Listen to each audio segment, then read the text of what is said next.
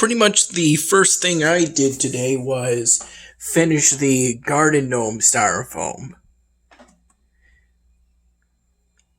The 8 looks a bit funny because I initially declared it finished at 2:21 a.m., but then I noticed that this was initially blank, so I had to take some time to do the top part and kind of hope that the time I finished, I would be able to correct the time to the true time I finished.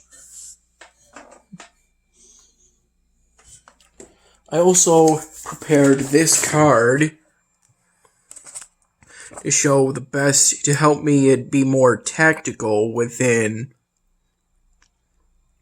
combat in this game, as I like to do pretty often. I was given these Pop-Tarts when I left to get my dinner here at Harrison.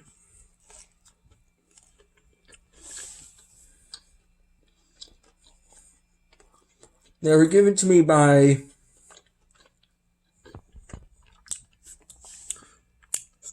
someone who was at the RA desk. They were male.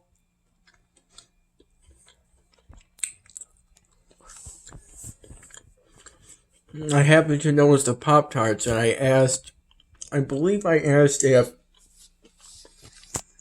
I could have them, or actually I think I recall they offered it to me, and I said, sure, if that's fine by you, and it was. And after that, I was also given some Nilla wafers put into a plastic cup. I had the Nilla wafers on the way to Harrison, and then I kept a plastic cup in my right shorts pocket.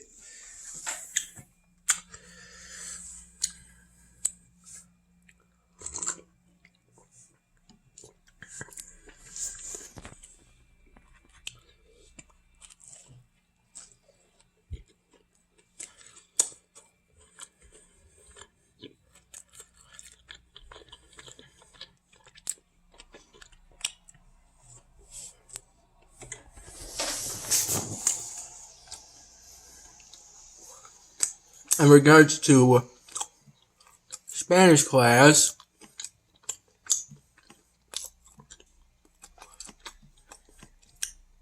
we did some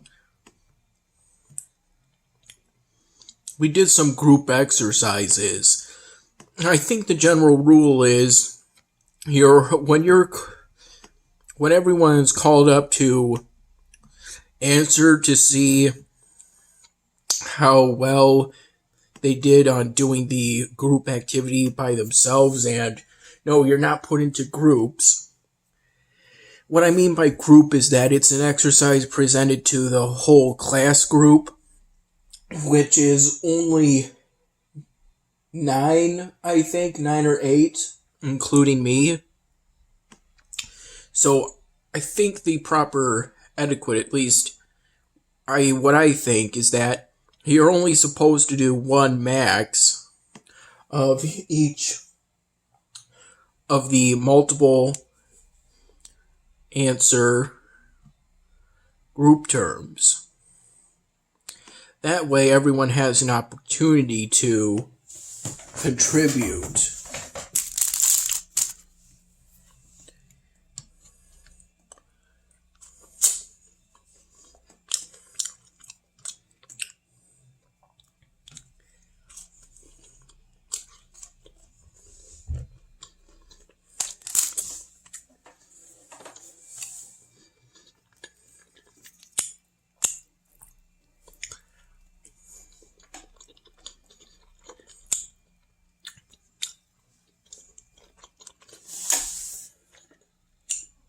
if I recall, we did about two such exercises.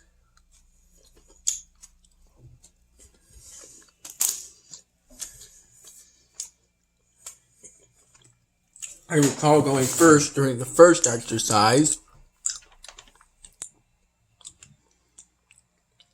and last on the second one.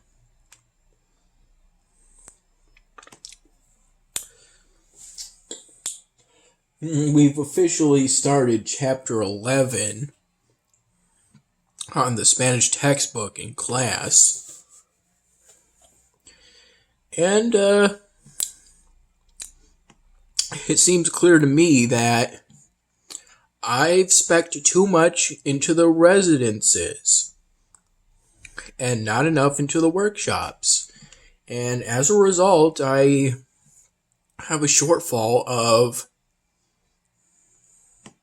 supplies here.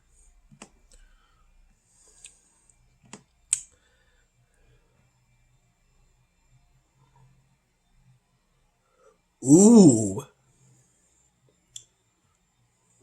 I only need just a little bit of fragments, which is more than doable by just going into the inventory. You just have to disenchant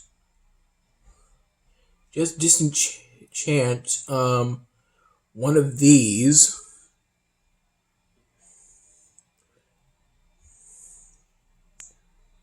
A supply production boost.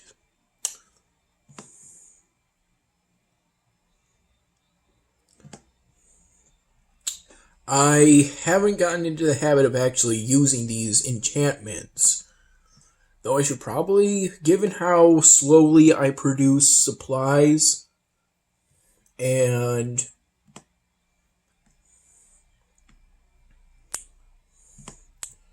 what I'm going to need in order to unlock the last set of manufactories, well, the last standard type, anyway. This research tree actually goes on and on. In regards to Spanish class today, after class I ended up having a discussion with La Profesora in which I stated my belief that fluency in a language is on a spectrum, with 0 being you don't know any of the language, to 1 being on the level of a native speaker. Although, my professor told me that studies have shown that if you're an adult learning a second language, you never get to the point of being a native speaker, and that's understandable. There's a lot of things working against you. For example, the fact that your vocal cords have gotten used to your native language, for one thing. But the important thing is that you try to get as close as possible to a 1.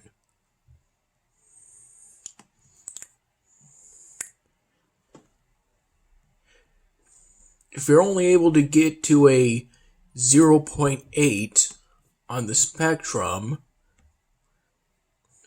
that's fine as long as that's you after trying to get as close as possible.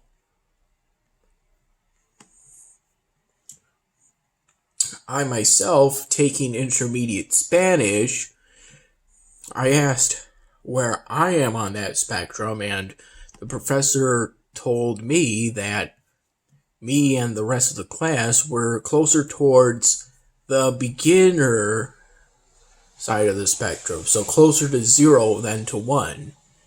And obviously that makes sense, and even someone who's close to 1 it's clear that they make mistakes while speaking the language, the second language.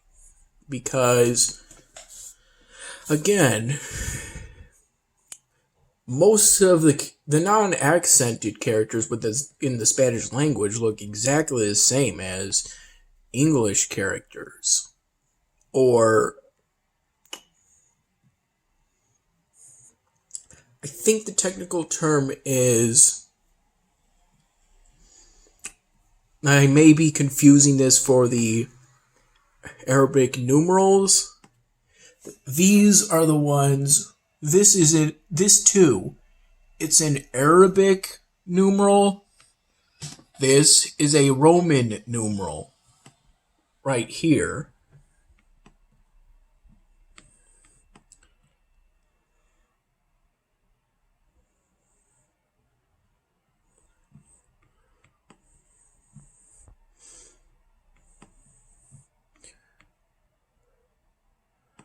I have no idea if it's ever gonna get to the point where there's even more after this, but to me it feels like quite a stretch to ultimately end up with 440 provinces.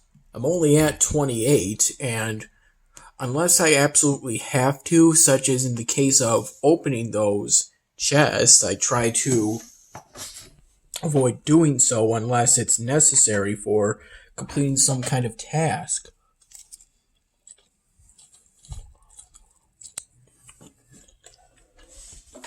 It's why I ultimately crafted 5 steel relics and the Magic Academy.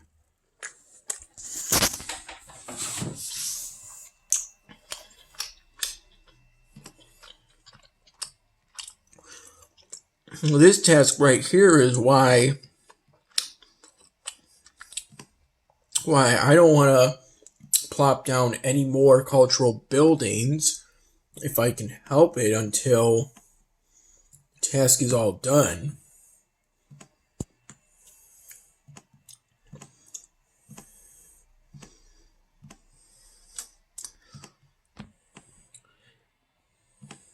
This current task have 3 armories at level 4 or higher.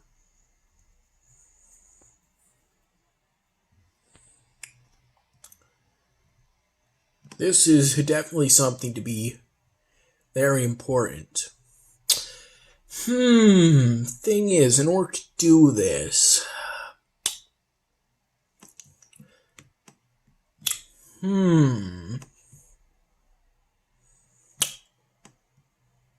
okay. Military armory.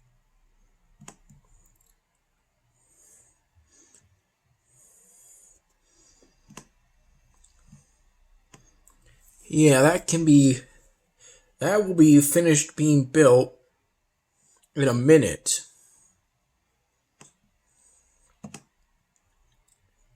And as for the training grounds, I currently have no use for units. The only unit that's produced there, Cyprus,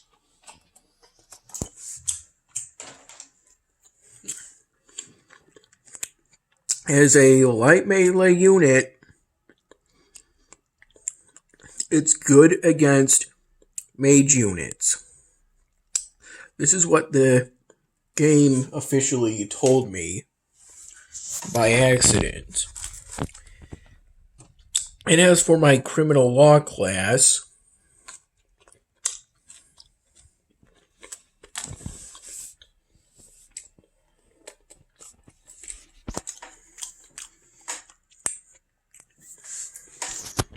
unlike the Spanish class, it's an online class, so it was over Collaborate Ultra.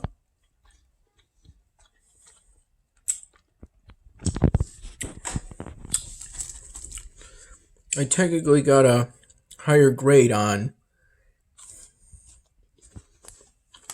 the week 6 assignment for my political geography class than the week 2 assignment. For week 2, I think it was 80%, week 6, 85%.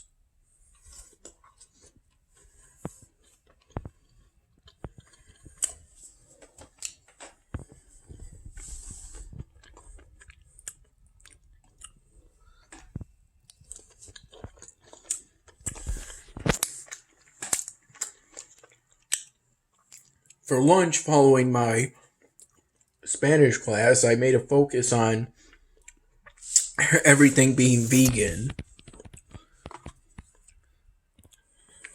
I got 5 spring rolls, whole rice,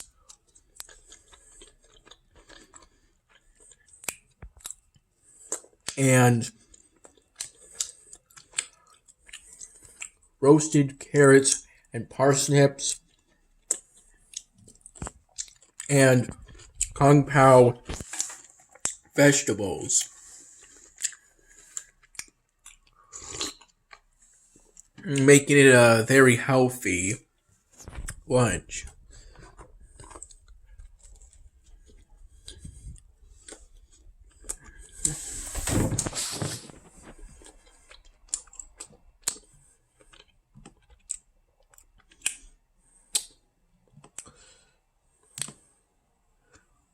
I've now increased the training size to 15,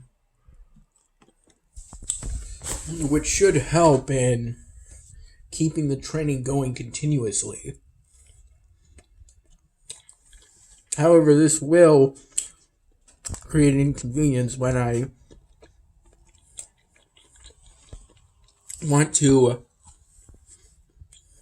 upgrade the barracks further in the future. I think this barracks takes up nearly an entire city expansion. At least it looks that way to me. So, getting to the point where it's at 5 training slots, it'll be an ordeal looking for enough space. I intend to, this is where the barracks used to be, and I intend to put an elixir manufactory here because there's a, elixir in particular, because there's a research upgrade for a production boost for the elixir, just like I have for steel and scrolls. The appeal of this game is watching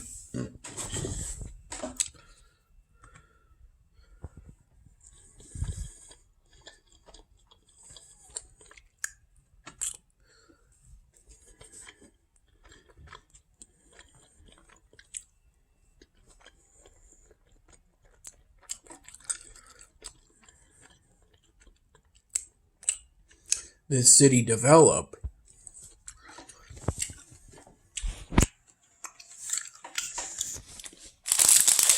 And because the buildings change,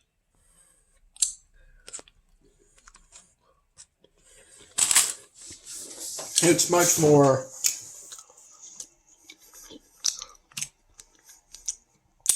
entertaining to watch than for Game of Thrones Winter is Coming,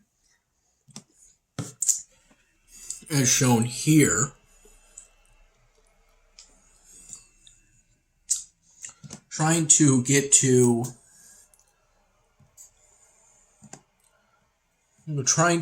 the active reward.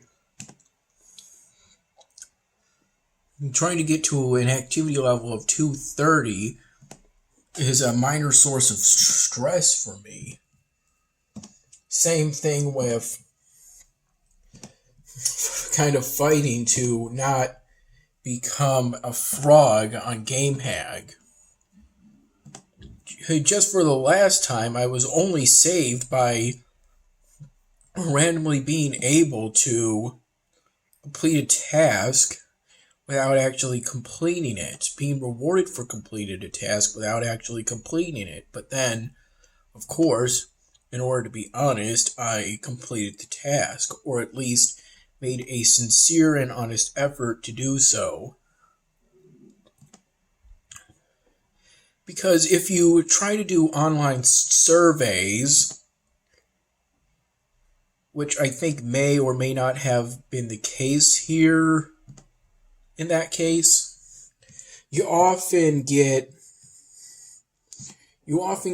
not chosen for the survey. When I've done it in the past, I've had it happen to me 3 or more times in a row before I finally completed a survey.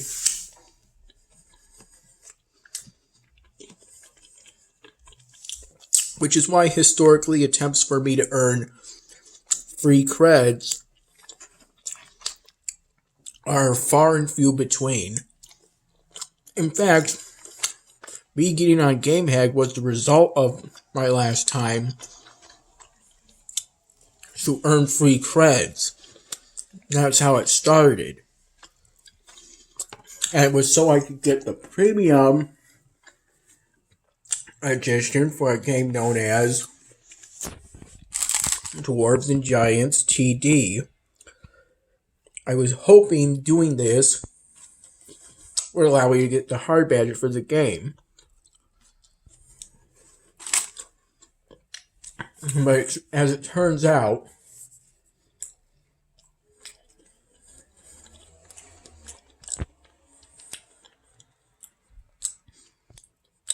it's a pretty dynamic game, so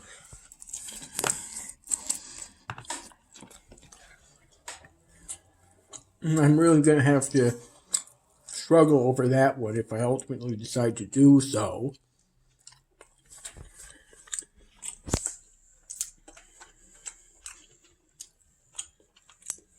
When the criminal law class was officially over, I showcased this styrofoam, and it reminded my professor of the Trabago mascot, who is a garden gnome. The idea for me to do a garden gnome just came to me pretty suddenly.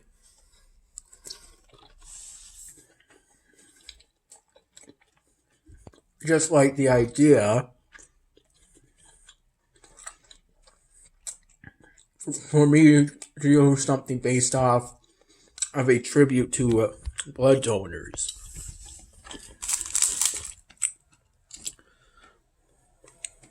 Because admittedly that has become a significant part of my life. It's only about once every 2 months, but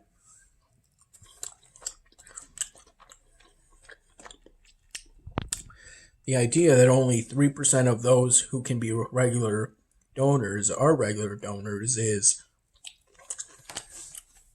something that is alarming to me.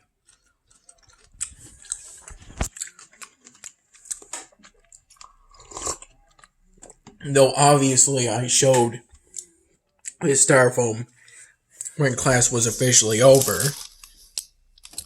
And class officially ended about 15 minutes early. We went over first-degree murder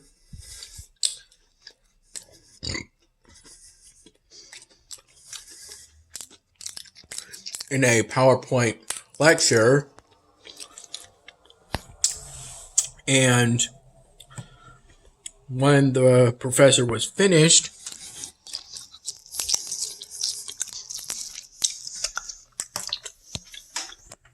we didn't have enough time to go over the discussion questions.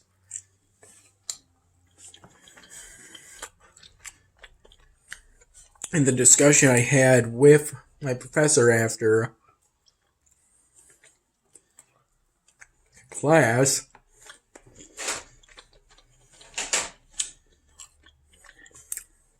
we discussed the deadly weapon doctrine that we went over in class, for me giving a baguette as an example, because I was wondering if the deadly weapon doctrine can be applied to anything. I didn't say it out loud, but I also had a thought of a wheel of cheese,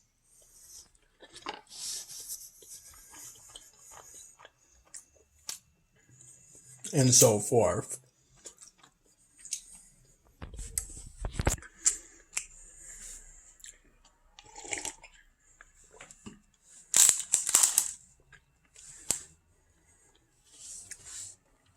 I remember a game theory episode that told me that food items can be considered a deadly weapon if someone's allergic to it and you deliberately expose them to it, which makes sense.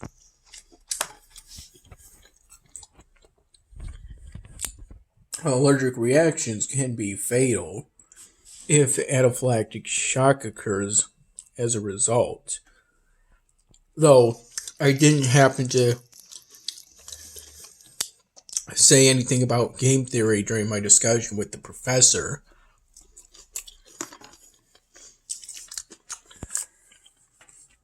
I expressed a concern about me not being able to contribute to the discussion,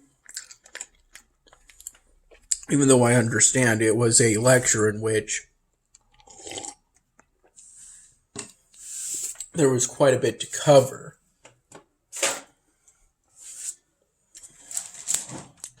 These are among the notes I took down. And obviously, there isn't enough time, even in an hour and 15 minutes, or in this case, an hour, to write everything down.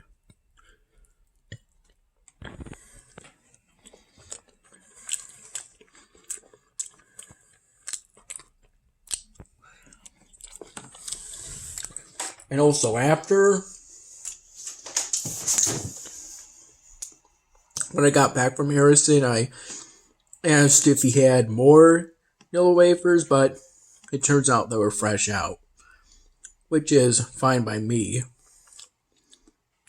He said that I was doing him a favor by taking the Pop-Tarts, since apparently he just got them because he was craving sugar, and he already had yellow wafers to satisfy that craving. And, of course, I was grateful for the Pop-Tarts and yellow wafers.